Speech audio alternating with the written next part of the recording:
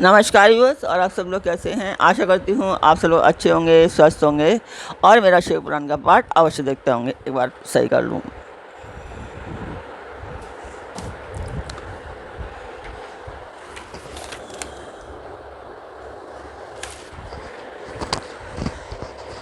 तो सबसे पहले हम चलते हैं कि कल के पाठ पर। कल तक हमने कहाँ तक जाना था। तो कल तक था कि ब्रह्मा जी से लेकर स्थावर प्राणियों तक सभी जीव पशु कहे गए हैं। उन सभी पशुओं के लिए ही यह दृष्टांत या दर्शन शास्त्र कहा गया है।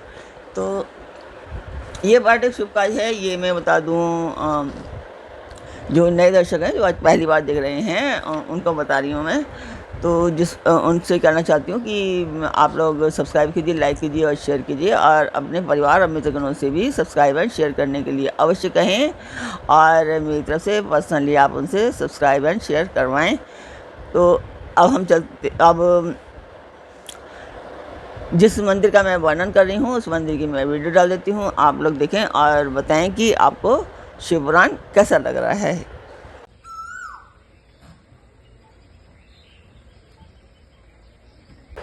तो मंदिर की वीडियो आपने देखी, आपको पाठ कैसा लग रहा है कमेंट बॉक्स से मुझे अवश्य बताएं। तो अब हम चलते हैं आज के पाठ पर। स्वागत करती हूँ मैं आप सभी का अपने इस कार्यक्रम शिव पुराण में। शिव पुराण की वायवीय संहिता शुरू हो चुकी है, और वायवीय संहिता में आज आप सुनने वाले हैं महेश्वर की महत्ता का प्रतिपादन। तो अब हम शुरू कर रहे हैं आज का पाठ। तो यहाँ पर ऋषियों में और वायु देवता में बात हो रही है। तो वायु देवता बता रहे हैं कि महर्षियों, इस विश्व का निर्माण करने वाला कोई पति है जो अनंत रमणीय गुणों का आश्रय कहा गया है। वही पशुओं को पाश से मुक्त करने वाला है। उसके बिना संसार की सृष्टि कैसे हो सकती है। परंतु पशु अज्ञानी और पाश अचेतन है। प्रधान परमाणु आदि जितने भी जड़ तत्व हैं उन सब का कर्ता वह पति ही है। यह बात स्वयं समझ में आ जाती है। किसी बुद्धिमान या चेतन कारण के बिना इन जड़ तत्वों का निर्माण कैसे संभव है। पशु पाश और पति का जो वास्तव में पृथक पृथक स्वरूप है उसे जानकर ही ब्रह्मवेत्ता पुरुष योनि से मुक्त होता है। क्षर और अक्षर ये दोनों एक दूसरे से संयुक्त होते हैं। पति या परमेश्वर ही व्यक्त जगत का भरण पोषण करते हैं। वे ही जगत को बंधन से छुड़ाने वाले हैं। भोक्ता, भोग्य और प्रेरक ये तीन ही तत्व जानने योग्य हैं। विज्ञ पुरुषों के लिए इनसे भिन्न कोई वस्तु जानने योग्य नहीं है। सृष्टि के आरंभ में एक ही रुद्रदेव विद्यमान रहते हैं, दूसरा कोई नहीं होता। वे ही इस जगत की सृष्टि करके इसकी रक्षा करते हैं और अंत में सबका संहार कर देते हैं। उनके सब और नेत्र हैं, सब और मुख हैं, सब और भुजाएं हैं और सब और चरण हैं। वे ही सबसे पहले देवताओं में ब्रह्मा जी को उत्पन्न करते हैं। श्रुति कहती है कि रुद्रदेव सबसे श्रेष्ठ महान ऋषि हैं। मैं इन महान अमृत स्वरूप अविनाशी पुरुष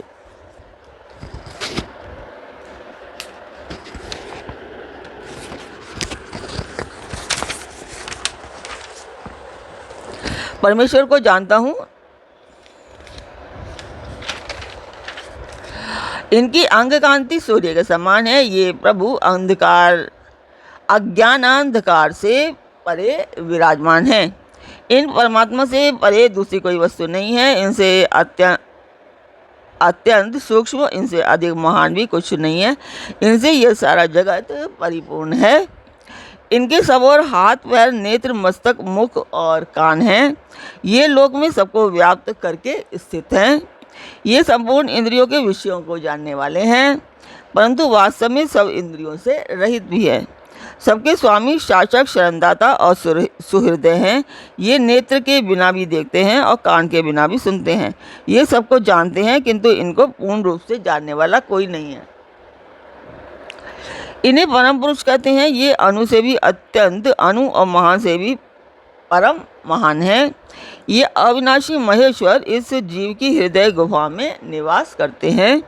एक साथ रहने वाले दो पक्षी एक ही वृक्ष का आश्रय लेकर रहते हैं। उनमें से एक तो उस वृक्ष के कर्म रूप फलों का स्वाद ले लेकर उपभोग करता है, किंतु दूसरा उस वृक्ष के फल का उपभोग ना करता हुआ केवल उसे देखता रहता है। जीवात्मा इस वृक्ष के प्रति आसक्ति में डूबा हुआ है, अतः मोहित होकर शोक करता रहता है। वह जब कभी भगवत कृपा से भक्त सेवित परम कारण रूप परमेश्वर का और उनकी महिमा का साक्षात्कार कर लेता है, तब शोक रहित हो सुखी हो जाता है। छंद, यज्ञ, क्रतु तथा भूत, वर्तमान और भविष्य संपूर्ण विश्व को यह मायावी रचता है और माया से ही उसमें प्रविष्ट होकर के रहता है। प्रकृति को ही माया समझना चाहिए और महेश्वर ही वह मायावी है। ये विश्वकर्मा महेश्वर ही परम देवता परमात्मा है, जो सबके हृदय में विराजमान है। उन्हें जानकर ही पुरुष परमानंद में अमृत का अनुभव करता है। ब्रह्मा से भी श्रेष्ठ असीम एवं अविनाशी परमात्मा में विद्या और अविद्या दोनों गूढ़ भाव से स्थित हैं। विनाशशील जड़ वर्ग को ही यहाँ अविद्या कहा गया है और अविनाशी जीव को विद्या नाम दिया गया है। और जो उन दोनों विद्या को अविद्या पर शासन करते हैं, वे महेश्वर उनसे सर्वथा भिन्न विलक्षण हैं।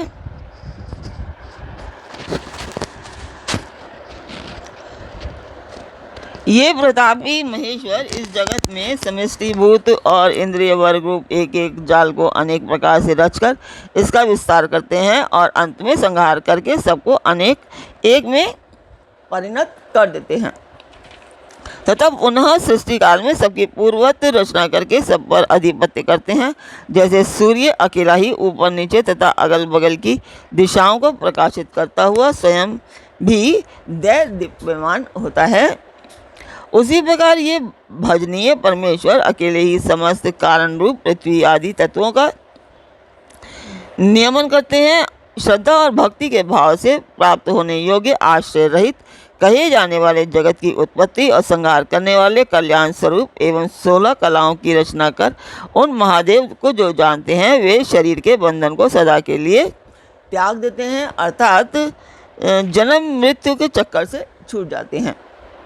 वे ही परमेश्वर तीनों कालों से परे निष्कल सर्वज्ञ त्रिगुणाधीश्वर एवं साक्षात परत्पर ब्रह्मा है।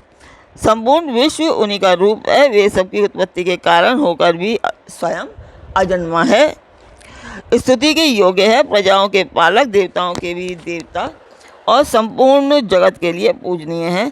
अपने हृदय में विराजमान उन परमेश्वर की हम उपासना करते हैं, जो काल आदि से परे, जिनके ये समस्त प्रपंच प्रकट होता है, जो धर्म के पालक, पाप के नाशक, भोगों के स्वामी तथा संपूर्ण विश्व के धाम है, जो ईश्वरों के भी परम महेश्वर, देवताओं के भी परम देवता तथा पतियों के भी परम पति हैं।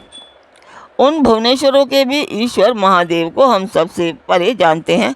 उनके शरीर रूप कार्य और इंद्रिय तथा मन रूपीकरण नहीं है।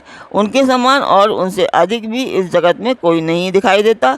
ज्ञान, बल और क्रिया रूप उनकी स्वाभाविक पराशक्ति वेदों में नाना प्रकार सुनाई गई है।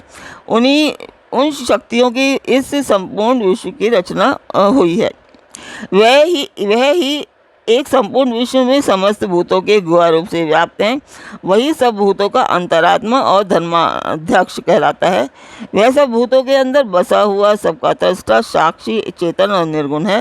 वह एक है, वशी है, अनेकों विवशात्मा निष्क्रिय पुरुषों को वश में रखने वाला है। वह नित्यों का नित्य, चेतनों का चेतन है। वह एक है, कामना रहित और बहुतों की कामना पूर्ण करने वाला ईश्वर है। सांख्य और योग अर्थात ज्ञान योग ईश्वर है। सांख्य और योग अर्थात ज्ञान योग और निष्काम कर्मयोग से प्राप्त करने योग्य सबके कारण रूप उन जगदीश्वर परमदेव को जानकर जीव संपूर्ण पाशों यानी कि बंधनों से मुक्त हो जाता है।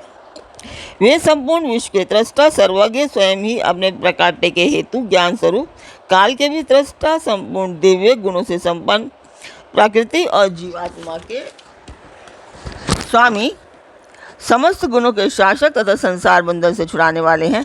जिन परमदेव ने सबसे पहले ब्रह्मा जी को उत्पन्न किया और स्वयं उन्हें वेदों का ज्ञान दिया। अपने स्वरूप विषयक को बुद्धिमान को स्वरूप विषयक बुद्धिमान को प्रसन्न यानी कि विकसित करने वाले उन परमेश्वर शिव को जानकर मैं इस संसार बंधन से छूटने के लिए उनकी शरण में जाता हूँ। तो आज का पाठ मैं यहीं पर पूर्ण करूँगी। कल फिर मिलेंगे एक नए पाठ में, एक नई उमंग, एक नई तरंग के साथ। तब तक के लिए आज्ञा दीजिए। ओम नमः शिवाय। जय माता की।